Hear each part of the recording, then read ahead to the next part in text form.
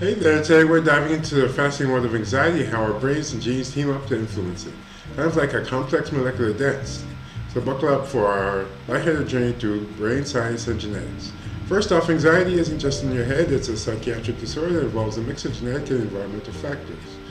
DNA has a blueprint with a few extra modifiers thrown in. These modifications are part of the exciting field called neuroepigenetics, where scientists study how chemical tags on our DNA and histones can turn genes on or off without changing the underlying code.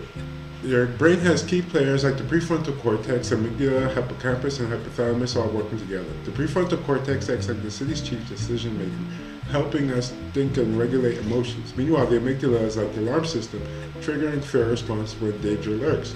The hippocampus is the memory librarian, helping us remember what scared us before, and the hypothalamus is like the command center that kicks off the stress response via the hypothalamic pituitary adrenal axis. Fear-related learning and memory processes hinge on the web of neuronal projections and complex signaling. Neurotransmitters, those tiny chemicals, are the messengers of the system. GABA is like the brain's calming agent, reducing overactivity, while glutamate is the excitatory neurotransmitter that fuels neuronal activity. Balance between these two is crucial. Too much glutamate can lead to anxiety, while GABA helps keep things calm down. But it's not just about chemicals. Growth factors like brain-derived neurotrophic factor, BDNF, are essential for neuron survival, synapse regulation, learning, and memory. Think of BDNF as the fertilizer for your brain's garden, encouraging healthy connections and resilience.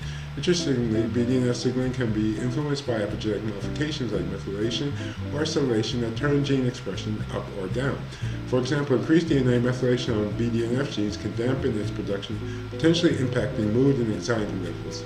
Now these epigenetic tags are written and erased by special enzymes called methyltransferases and histone-modifying enzymes. Imagine them as tiny editors tweaking the chapters of your genetic story, adding methyl groups or acyl groups to chromatin, the complex of DNA and proteins.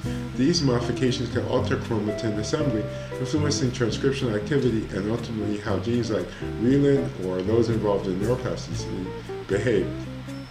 Stress plays a big role here, activating the HPA axis and releasing hormones that can modify epigenetic marks.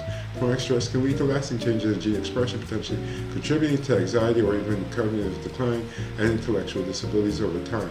It's like wearing out the brain stress management system, making it harder to stay calm. So whether it's the gene expression modulated by methyltransferases, the signaling pathways involving BDNF, or the balance of GABA and glutamate, everything works together in a delicate dance. Our genes, brain region, and epigenetic modification form a dynamic network shaping how we feel, learn, and respond to stress.